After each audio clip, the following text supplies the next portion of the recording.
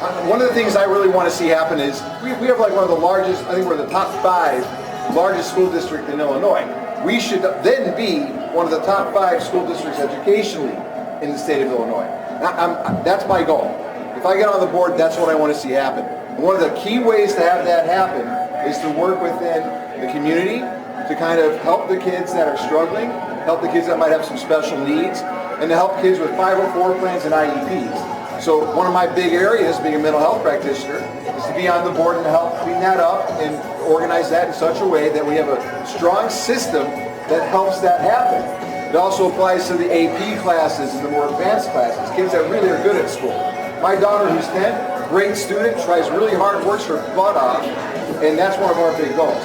When the pandemic struck and we had to shut down, my first comment was, this is going to be awful for our students if it goes more than 45 days. It's going to be awful for the community, because I'm a big believer that a community is built foundationally on a school district.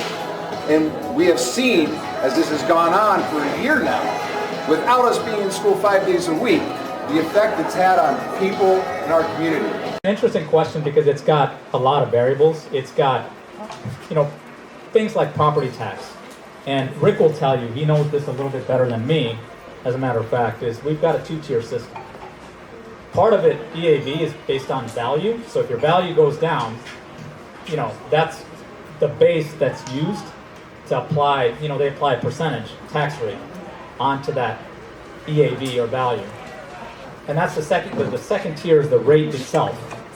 And that rate can be changed by, the local government bodies. So because of that, it's a 2-tier system. It can be changed. But that being said, the bigger issue becomes that as enrollment goes down, people move out of the district. The issue that we're having right now is that inventory for houses is really low.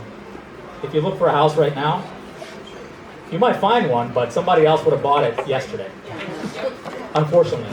So that's happening everywhere. There's a big exodus out of Chicago that's happening. So people are moving into the suburbs. I mean, people move into Chicago for the restaurants and all, so on and so forth. But right now they're sitting in a 600 square foot apartment and they don't have anything to do. So they're moving into the suburbs. But if that changes, that could affect our school district.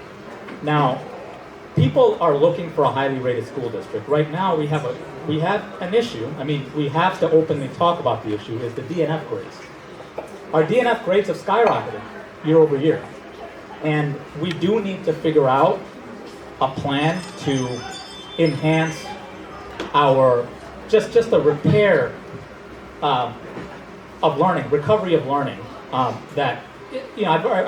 talked to parents, I've heard from them, and they've said that I put my child in St. Mary's, but hey, I just realized that she needs to catch up, and the other kids are doing better than her.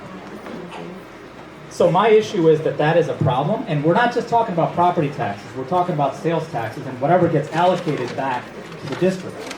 Those tax dollars are leaving, even though the valuation stays the same and somebody else is paying the taxes.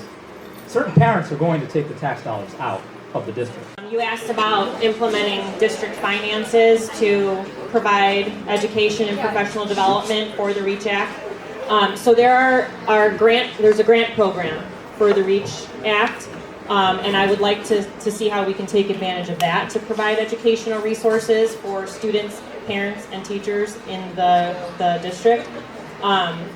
It does have a clause in it. I know there are a lot of people who are very worried about it. We are providing some sort of sex education already with Aaron's Law. It's age appropriate. It goes from K through 12.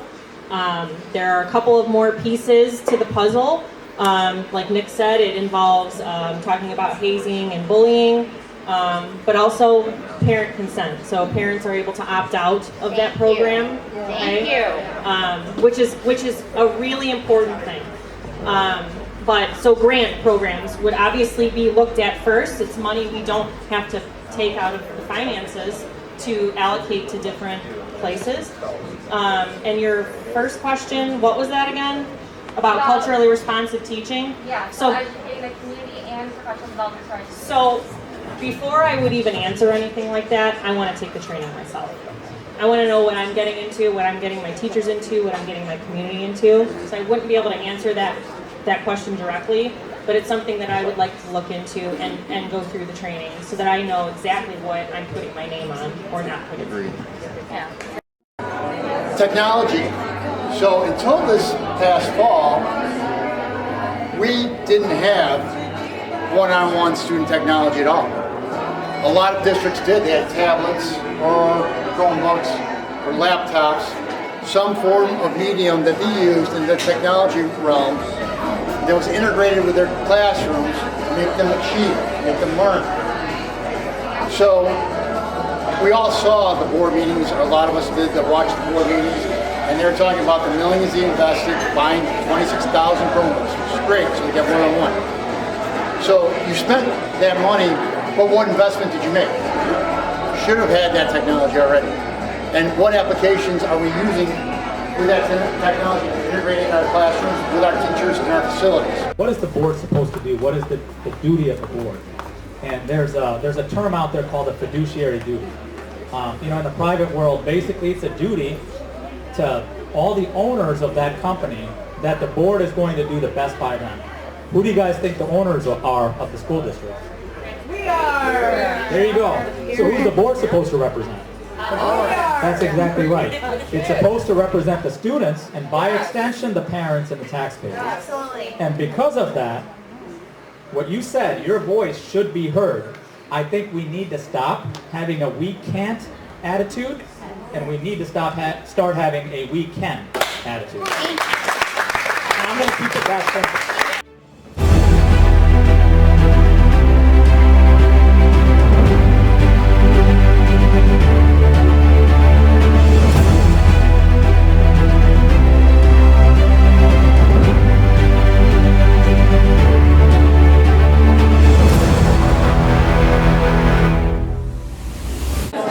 What I'm pleasantly surprised about is I spoke to a few of you. I just want to know who here is a proud Saluki? A bunch of people. Go Dogs! Go Dogs!